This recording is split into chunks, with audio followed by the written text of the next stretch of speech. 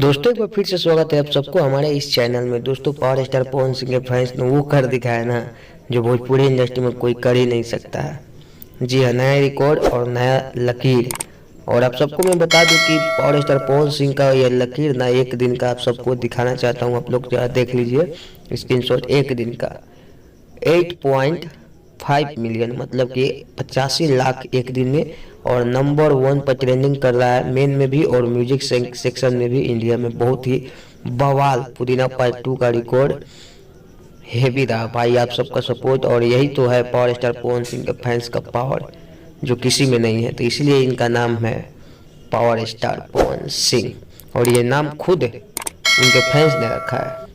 तो रखा है तो भाई इज्जत तो करना फर्ज बनता है। इसलिए सपोर्ट करिए, इसी तरह से लाइक करिए, चैनल पर नहीं तो सब्सक्राइब करिए, बेल घंटा को ऑल पर क्लिक कर दीजिएगा, हर एक वीडियो को नोटिफिकेशन जाएगा। अगर आप भी है पावर स्टार पवन सिंह के फैंस तो जय भोजपुरी।